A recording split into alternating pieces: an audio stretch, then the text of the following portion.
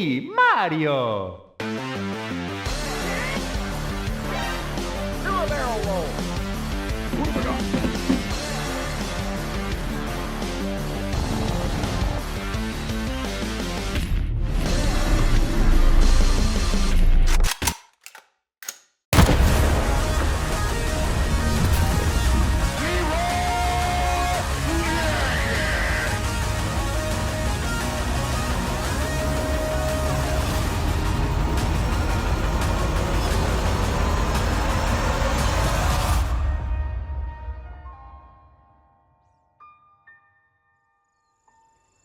La televisión representó una de las primeras amenazas para el séptimo arte, o para ser más precisos, para la asistencia a las salas, porque los formatos caseros permitieron, de alguna manera, llevar las películas a la pantalla chica.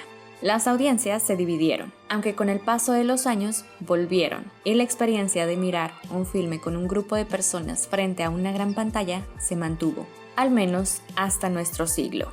El fenómeno Netflix, o mejor dicho, de las plataformas digitales, está arrastrando al público y alejándolo de la experiencia de ir a una sala de cine.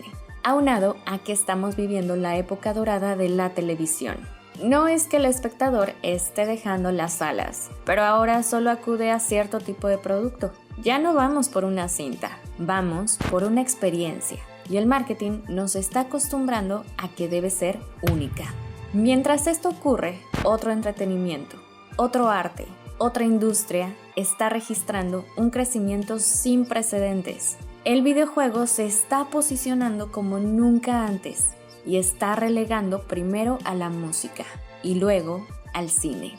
Matthew Ball es un analista de industrias. Parte de lo económico y de ahí hacia lo social y, más importante aún, a lo cultural. Este video recupera algunos de los puntos que nos explican por qué el videojuego se consolidará y el cine pasará a segundo plano. No dejará de existir, pero es necesario que mute si quiere sobrevivir como la industria potente del entretenimiento que aún es. El primer punto a destacar es la redistribución del tiempo de consumo. Antes, el éxito de un programa se medía por puntos de rating, que representaba a la audiencia que sintonizaba alguna emisión.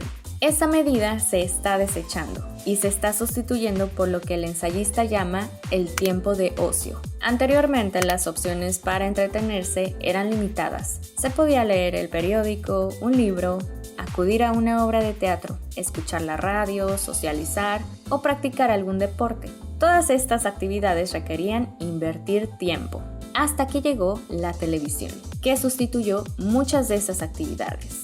Se calcula que para 2010, el espectador estadounidense invertía en promedio más de $50 en televisión de paga. En México, al menos, había quien contrataba un paquete de alguno de los proveedores. Inclusive, había quien tenía hasta 2 de estos. El dato importante era que el público sintonizaba la televisión entre 5 o 6 horas al día, tiempo que se ha reducido significativamente. La transición al digital implica una ruptura. Los dispositivos se han diversificado. Celulares, tabletas, computadoras, el internet y sus plataformas han quitado ese tiempo de ocio que la gente invertía en la TV. A esto se le llama, según Matthew, la economía de la atención. Lo interesante es que esa atención no va al cine, ni a la música, ni al teatro, ni a la televisión. Va, y esto se acentúa con las siguientes generaciones, a las apps. TikTok, Instagram, Facebook, Twitter y por supuesto YouTube absorben ese tiempo. En promedio, más de 12 horas al día se distribuyen entre todas estas.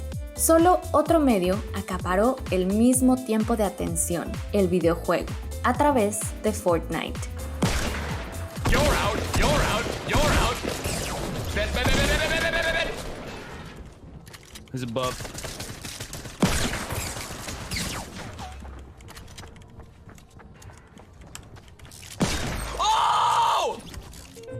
El juego de Epic Games ha trascendido a su plataforma. Según Ball, ya es un fenómeno cultural que sobrepasa al videojuego mismo.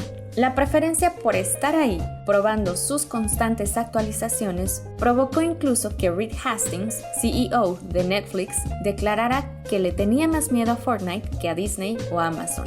La participación de una audiencia ya no se mide por sintonizar un programa, sino por el tiempo de ocio que le invierte a una plataforma. Y el videojuego le compite mejor que nadie a las apps. Esto se debe al siguiente factor. Ha replicado el modelo de la televisión, en concreto a la televisión de paga. Propuestas como Xbox Game Pass, Apple Arcade o PlayStation Now permiten el descubrimiento de distintos títulos que propician una mayor retención de la audiencia, lo que ha provocado, por ejemplo, que el porcentaje de personas con una suscripción a Game Pass aumente en un 40%. A esto tenemos que añadir el cloud gaming, que consiste en llevar prácticamente el videojuego a todos lados, sin pantallas de carga. Esto podría ocurrir a partir de la siguiente generación de consolas, aunque ya fue planteado, no de la mejor manera, por Stadia. Del cloud gaming se desprende la diversificación de la retención, es decir, que el tiempo de ocio se pasa de la consola al celular y viceversa. A esto hay que sumar una nueva variable del gaming, el consumo masivo de streams. Para las nuevas generaciones es más atractivo por diferentes razones. Ver jugar que jugar. Se han creado shows o series a partir de la experiencia del stream. Se crean narrativas a partir de transmitir el juego. Basta con pensar el caso de PewDiePie, con su serie a partir de Minecraft. Dicha diversificación está relacionada con otro factor, la duración variable. El sistema industrial indica que una película debe de tener una duración específica que oscila entre los 90 y los 120 minutos. La principal característica del videojuego es la inmersión, y hay varios de estos que tienen una duración que supera las 100 horas, dependiendo del jugador. Evidentemente requiere más atención, o mejor dicho, más tiempo de ocio. Juegos como Minecraft superan inclusive esas 100 horas. Son juegos de duración prácticamente infinita. El jugador construye sus propias narrativas. Se crean comunidades. En el cine, ese anhelo se limita a una sala llena a oscuras. Este tipo de videojuegos propician la comunidad como eje para poder superar sus distintas pruebas. Uno de los ejemplos de Matthew es la inmensa sociedad digital creada a partir de Roblox, que dejó más de $100 millones de ganancia y que en promedio sumó la nada despreciable cantidad de 1.500 millones de horas de juego en promedio al mes. Ni la película más vista del año logra esos números en tiempo de consumo. Es algo imposible de igualar. Que el usuario tenga el poder de crear su propia narrativa potencia económicamente al videojuego. Se buscan experiencias únicas. Esa especificidad aumenta el nivel de participación de las audiencias. El videojuego se está infiltrando en la sociedad. Antes era mal visto pasar el día jugando. Hoy, But ladies and gentlemen, there's no way anyone beats him! Your Fortnite World Champion, Booga!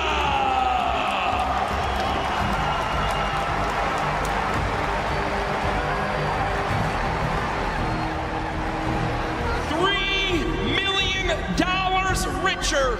la historia está cambiando. Ser bueno jugando dejó de ser un estigma. Ahora, algunos videojuegos son arte, otros deporte. Ser gamer poco a poco se valida, y esta validación se la debemos en gran parte a los juegos móviles, que mejoran año con año. Familiarizan a los casuales con el gaming. Uno de estos ejemplos es Candy Crush, jugado por muchas personas que no saben identificar una consola cuando se la pones enfrente, pero que juegan en sus ratos libres en el celular.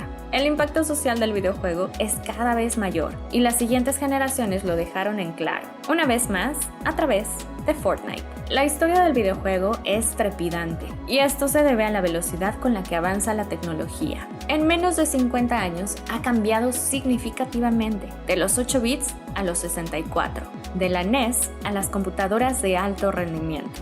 No solo ha diversificado sus géneros, también ha implementado nuevos modelos de negocio o costumbres no muy positivas que se han trasladado al cine. Pensemos, por ejemplo, en Cats, película que se estrenó sin tener las animaciones finales. En el videojuego esto se soluciona con parches, en el cine es imposible. Dentro de los modelos de negocio se encuentran las llamadas microtransacciones o los DLC, que son expansiones del juego que se dan en intervalos de tiempo periódicos. Estas nuevas formas han permitido que se generen anualmente más de $200 mil millones, una ganancia muy superior a la generada por Disney, que por primera vez en su historia rebasó la cantidad de $10,000 millones. Que el videojuego tenga mayor éxito se debe, según Matthew Ball, además de los factores antes mencionados, al elemento más determinante de todos, la creación de nuevas propiedades intelectuales. De Mario a Link, de Kratos a Nathan Drake, pasando por Crash Bandicoot, Sonic o Master Chief. El videojuego propicia el riesgo y la experimentación. El nicho de los independientes es una muestra fehaciente. Además, la rama independiente requiere de pocos creadores. Una película independiente necesita muchas manos. En el caso, por ejemplo, de dos juegos indies muy exitosos, Braid y Super Meat Boy, se necesitaron en ambos casos de solo 2 personas. Crear nuevas propiedades intelectuales implica generar nuevos personajes, de los cuales se podrán hacer varios productos. En el séptimo arte llevamos una década repitiendo los mismos universos provenientes, por cierto, del cómic. En el videojuego se premia el riesgo, y esto ha permitido que se emule el modelo de Lucas en Star Wars. El mejor caso de ello es Riot Games, que está preparando una serie de juegos, e incluso un anime a partir de los personajes que creó para League of Legends. Mario y Link son personajes que le han redituado a Nintendo por más de 40 años. Pokémon es una IP que ha generado las mayores ganancias si se toman en cuenta todos los productos que surgieron desde aquel primer RPG, a tal grado que fueron pioneros en los videojuegos móviles de realidad aumentada. Involucraron a casuales y expertos, y los sacaron a las calles a cazar a las célebres criaturas. Dios santo, chaval, la gente se ha vuelto loca, tío. Porque ha salido Bulbasaur. Dios santo, o sea, se han puesto a gritar Bulbasaur. Mira toda la gente que entra. La última gran virtud es que se ha generado todo un ecosistema que involucra no solo a los productos como tal, sino a todo lo que surge de las narrativas que los jugadores crean a partir de ellos. Dicho ecosistema incluye los streams, en donde se retransmiten esas historias que llegan a un público cada vez mayor. Y por otro lado, los esports, el videojuego como deporte de alto rendimiento. Pero esta es otra historia. El único entretenimiento que registra un crecimiento constante y acelerado es el videojuego. Supera ya por mucho al cine y a la música. El consumo en salas es cada vez menor. ¿Cuáles podrían ser las respuestas? Lamentablemente se vislumbran pocas, pero tienen que ver con la oferta de contenidos. Quizás se genere esa misma paradoja.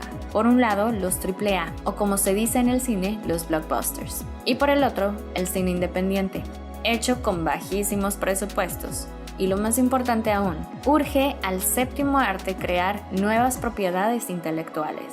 No es que un arte sea mejor que la otra, pero una está tomando una posición más relevante en términos económicos. Y posiblemente, para las siguientes generaciones, el videojuego se posicionará culturalmente mejor que el cine.